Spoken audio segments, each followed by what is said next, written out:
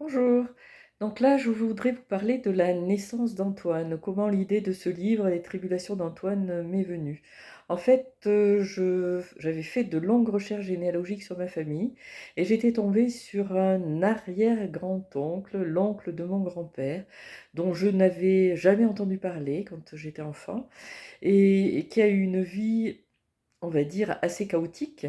Donc ce garçon qui s'appelait Henri Auguste est parti à l'âge de 14 ans comme enfant de troupe dans la région de Clermont-Ferrand alors qu'il était né dans le Lot-et-Garonne.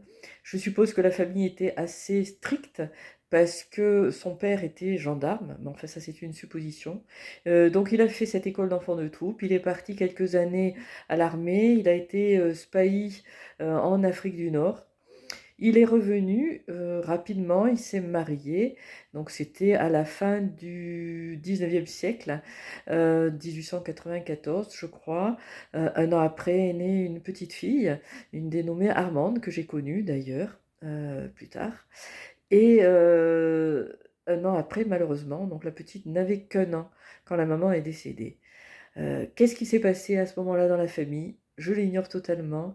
Toujours est-il que, la petite a été confiée, à sa grand-mère. Elle a d'ailleurs été élevée avec mon grand-père et le père, Henri Auguste, a disparu.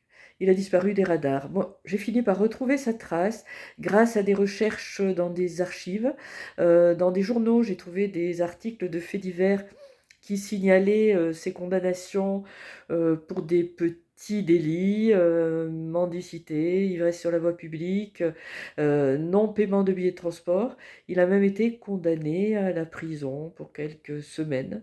Je suppose, en tous les cas, qu'il vivait comme SDF. Peut-être qu'il avait quand même, il arrivait quand même à trouver des petits boulots. Et tout ça pendant une bonne vingtaine d'années.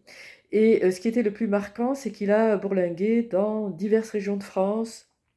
Je l'ai trouvé à Toulon, je l'ai trouvé dans la région parisienne, dans la région de Nantes, euh, en Aveyron, je crois aussi, donc dans différents endroits. Et je ne sais pas ni où ni quand il est décédé. Donc l'idée m'est venue de lui inventer une vie. Le problème, c'est que raconter la vie de SDF, c'était pas très très évident, n'ayant évidemment pas d'expérience personnelle. Donc je suis partie sur toute autre chose.